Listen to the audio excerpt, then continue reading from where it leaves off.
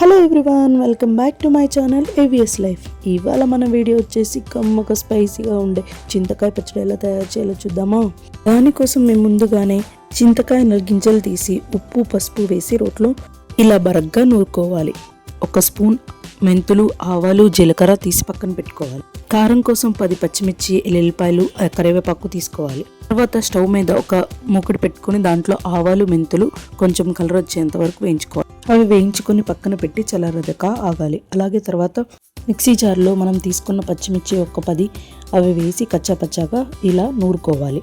అలా పచ్చిమిర్చి గ్రైండ్ చేసిన తర్వాత కరివేపాకు, వెల్లుల్లిపాయలు, అలా జీలకర్ర, అలాగే మనం వేయించుకున్న మెంతులు, ఆవాలు కూడా వేసుకొని అలాగే కొంచెం పసుపు కూడా వేసుకోవాలి. ఎందుకంటే మనం చింతకాయలు నూరేటప్పుడే పసుపు వేసుకున్నాం కాబట్టి కొంచెం తక్కువ వేసుకొని గ్రైండ్ చేసుకోవాలి. ఇలా పచ్చపచ్చగా వీడియోలో చూపిస్తున్న విధంగా గ్రైండ్ చేసుకున్నాక ముందుగానే మనం నూరుకున్న చింతకాయ తొక్కును కూడా దాంట్లో వేసుకొని మళ్ళీ గ్రైండ్ చేసుకోవాలి. బాగా బరకగా కాకుండా మెత్తగా కూడా కాకుండా మిడిల్గా గ్రైండ్ చేసుకోవాలి. తర్వాత బాండి పెట్టి దాంట్లో ఎక్కువ నూనె, పచ్చడికి ఎక్కువ నూనె పడుతుంది, 4-5 గంటలైనా నూనె పోసుకొని దాంట్లో పచ్చనిపప్పు, ఆవాలు, జీలకర్ర వేసి తాలింపు కోసం అలాగే కొంచెం మినపప్పు కూడా వేసుకొని అవి కొంచెం వేయించుకోవాలి.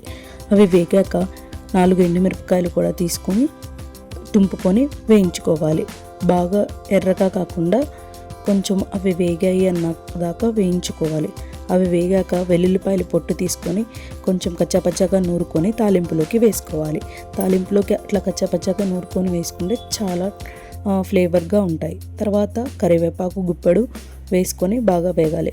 కరివేపాకు పచ్చి పచ్చిగా ఉండకుండా కొంచెం ఎక్కువగానే వేయించుకోవాలి. ఆ తర్వాత అవంతా వేగాక మనం ముందుగా చేసుకున్న పచ్చడిని మొత్తం దీంట్లో వేసుకొని తిరగమాత పెట్టుకోవాలి. మొత్తం కలిసేలాగా ఆ నూనె మొత్తం కలిసేలాగా బాగా కలపాలి. అప్పుడు ఆ ఫ్లేవర్స్ అన్నీ ఆ పచ్చడికి పట్టి చాలా కమ్మగా.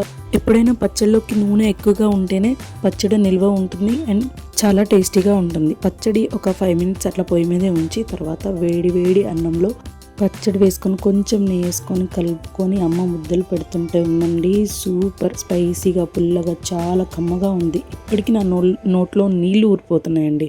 ఈ పచ్చడి మీరు కూడా ట్రై చేసి ఎలా ఉందో చెప్పండి. సబ్స్క్రైబ్.